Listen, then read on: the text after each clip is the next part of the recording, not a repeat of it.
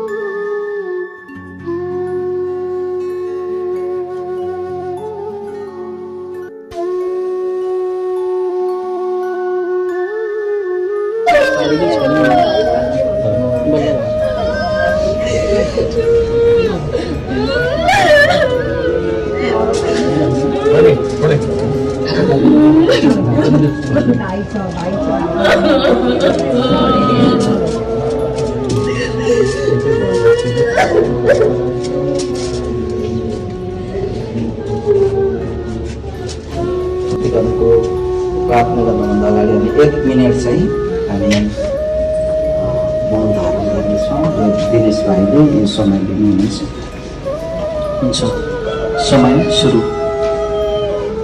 पार्वतीगिरी लगायत सम्पूर्ण परिवारजन आफन्तजन तथा मण्डली परिवारप्रति हार्दिक समवेदना व्यक्त गर्दछु। परमेश्वरले यसोको परिवार तपाईँहरूलाई आफ्नो सान्त्वना शान्ति र सामर्थ्य प्रदान गर्नु। रेभरेन्ड पास्टर यादव मानन्दर आशिष चर्च परिवार घाटपुर महानगरपालिका 18 चनौली।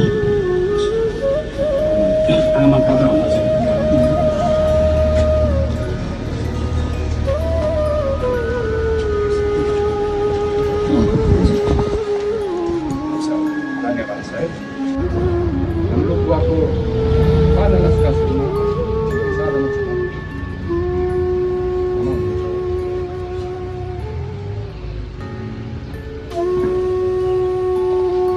बुवाप्रति म एउटा प्राउड के गर्छु भने यो मण्डलीलाई अनि हामी सबैलाई एउटा चुनौती दिएर जानुभएको छ। त्यो चुनौती के हो भने मृत्युसम्म विश्वासी हुनु। जीवनमा धेरै गाह्रो अवस्था आयो, अप्ठ्यारो अवस्था आयो, पीडा आयो, रोग आयो, भोक आयो, हरेक अवस्थामा पनि मेरो बाउ अन्तिम अवस्थामा पनि विश्वासी हुनुभयो। मेरो बाउले त्यो किसिमको जिम्मेवारी, त्यो किसिमको लेगेसी हामीलाई दिनुभएको छ। आज हामी सम्पूर्ण विश्वासलाई दिनुभएको छ। जीवनमा दुःख हुन्छ, सताव हुन्छ, खेदो हुन्छ, गाह्रो हुन्छ, तर प्रभुलाई कहिले पनि छोड्नु हुँदैन। प्रकाश 2को 10 पद अनुसार तिमीहरू मृत्युसम्म विश्वासी हौ, 10 दिन तिमीलाई कष्ट हुनेछ। विश्वासी जीवन त्यति सजिलो जीवन होइन। यो खलिफाको जीवन एक खलिफा भइराख्ने, एकदम सुकै सुकै भइराख्ने, मर्नै नपर्ने, रोगे नलाग्ने, खेदो नहुने, सतावट नहुने त्यो होइन। त्यसले एकदम हामी क्लियरली हुनुपर्छ। हो परमेश्वरले हामीलाई ती सबै कुरा दिनुहुन्छ, हाम्रो आवश्यकहरू परमेश्वरले हामीलाई दिनुहुन्छ।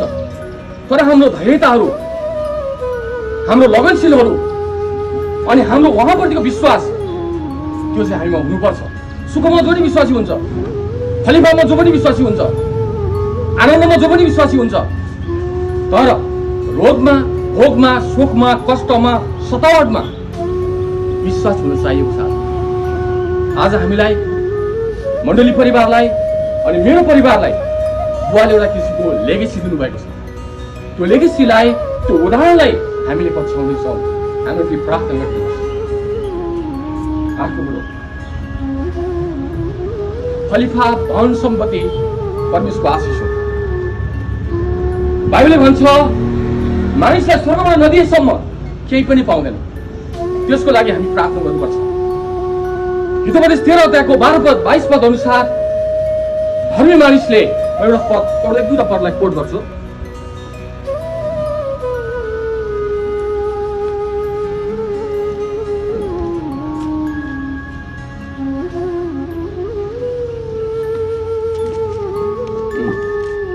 असल मानिसले आफ्ना नाति नातिहरूको निम्ति प्रत्येक सम्पत्ति छोडिराख्छ। हामी एउटा असल बाउआमा हो भने हामीसँग जे छ त्यसलाई हामीले जोगाइराख्नुपर्छ। यो परमेश्वरको वचन हो। हामी धनी हुनुपर्छ, हामीले पैसा कमाउनुपर्छ, तर असल तरिकाले। त्यो हामी पछिको कुरालाई हामीले छोड्नुपर्छ। मेरो बाउले सम्पत्ति जोड्नु भएको छ, बाउलाई धन्यवाद होस्। यो मेरो बाउको कमाइ हो, यो मेरो होइन। उहाँले त्यो छोड्नु भएको छ, त्यो लेगेसीलाई मैले पछ्याउनुपर्छ अनि मेरो छोराले पछ्याउनुपर्छ। आज मण्डलीको साक्षीमा राखेर म यो भन्न चाहन्छु, आज तपाईँ र हाम्रो यो कर्तव्य हो कि हाम्रो सम्पत्ति हाम्रो छोराछोरीलाई नाति नातिनीलाई हामीले छोडिराख्नुपर्छ। मेरो बाउले दुईटा कुरा छोडेर जानु भएको छ। एउटा असल सम्पत्ति भौतिक सम्पत्ति छोडेर जानु भएको छ, हामीले चाहिँ सम्पत्ति छोडेर जानु भएको छ। अर्को कुरो उहाँको विश्वास। उहाँ एकदम, मेरो आमाले भन्नुहुन्थ्यो, एकदम गाह्रोमा, आपतमा, एकदम दुखाइमा, छटपटाइमा जब छटपटाइ हुन्थ्यो, प्रभु येशू मलाई लैजानुहोस्, प्रभु धन्यवाद। उहाँको मैले पास्टर बुवा मैले सुने अन्तिम दिनहरूमा मेरो बुवा मण्डलीमा धेरै आइपछि जानुहुन्थेन, तर घरमा धेरै उहाँले प्रार्थना गर्नुहुन्थ्यो।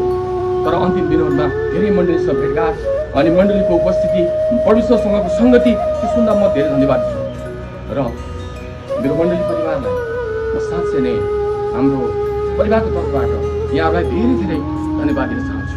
हामी कृतज्ञ छौँ तपाईँको प्रेमको निम्ति, हामी कृतज्ञ छौँ, आभारी छौँ तपाईँको दयाको निम्ति, तपाईँको फुलको निम्ति। साँच्चै प्रभुले तपाईँको परिवारमा, तपाईँको जीवनमा आशिष दिनुभएको छ।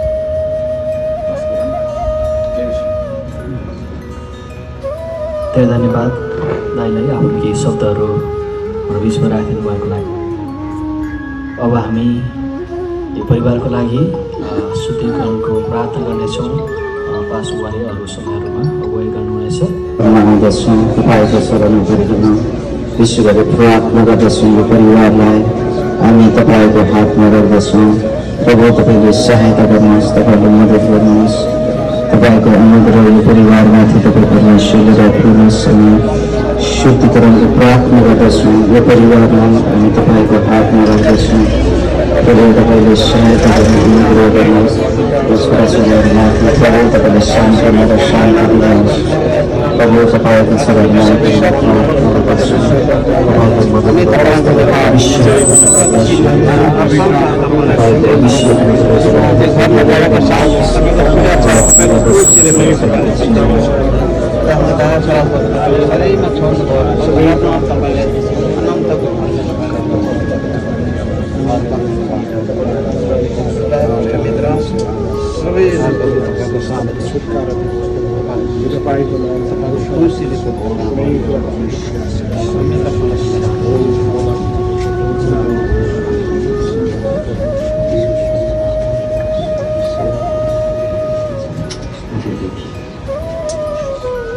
आजको यस सभाको अन्तिम प्रार्थना हाम्रो यादव पास्टर यादव मानन्दरले गर्नुहुनेछ। यस समय हामीले तेलको शुद्धिकरणको साथसाथै अझै महत्त्वपूर्ण चाहिँ परमेश्वरको वचन र प्रार्थनाले हामी के हुन्छौँ, शुद्धिकरण हुन्छौँ। हामी प्रार्थना गर्नेछौँ। हामी अन्तिम प्रार्थनामा हामी आइपुगेका छौँ। परमेश्वर पिता, हामी तपाईँ सर्वोच्चका परमेश्वरलाई हामी यस बिहान धन्यवाद दिँदछौँ।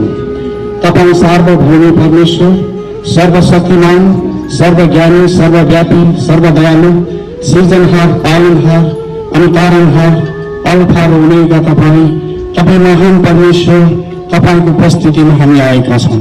हामी धन्यवाद दिन्छौँ र विशेष गरिकन आज हामी यो घर परिवार शोकमा भइरहेको अवस्थामा हामी पनि प्रभु तपाईँको उपस्थितिमा यसरी भेला भएका छौँ। उहाँलाई सान्त्वना दिनको निमित्त हे परमेश्वर हामी तपाईँसँग प्रार्थना गर्छौँ।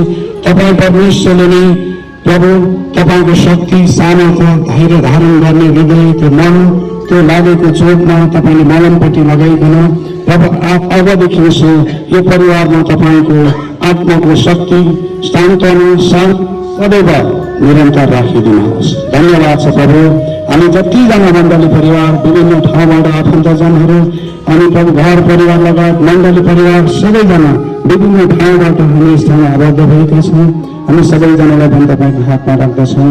तपाईँलाई अनुग्रह गर्नुहोस्। धन्यवाद। विशेष गरिकन फेरि पनि प्रार्थना गर्छौँ यो परिवारमा तपाईँको शान्ति निरन्तर राखिदिनुहोस्। दुष्टको हातबाट अन्धकारको शक्तिबाट यो परिवारलाई बचाइदिनुहोस्। तपाईँको सुरक्षा निरन्तर राखिदिनुहोस्। धन्यवाद। आशीर्वादमा छौँ जिउँदो प्रभु यीशु ख्रीष्टको नाम।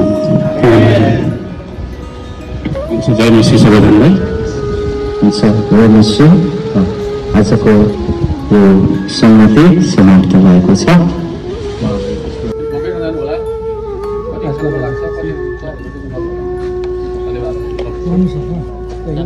तपाईँले स्वर्ग र पृथ्वीका मालिक परमेश्वर जुन भोजन पृथ्वीबाट तपाईँले हाम्रो निम्ति जुटाउनु भएको छ यसमा तपाईँले आशिष दिनुहोस्। बनाउने हातमा खसेको भण्डारमा खान नपाउने गरिब दिन दुखीहरूमा तपाईँले आशिष दिनुहोस्। तपाईँलाई अनुग्रह गर्नुहोस्। सबै कुराको लागि हामी तपाईँलाई धन्यवाद दिन्छौँ। यो भोजन खानेछौँ हामीलाई आशिष दिनुहोस्। येशू प्रभु तपाईँको पवित्र नाम।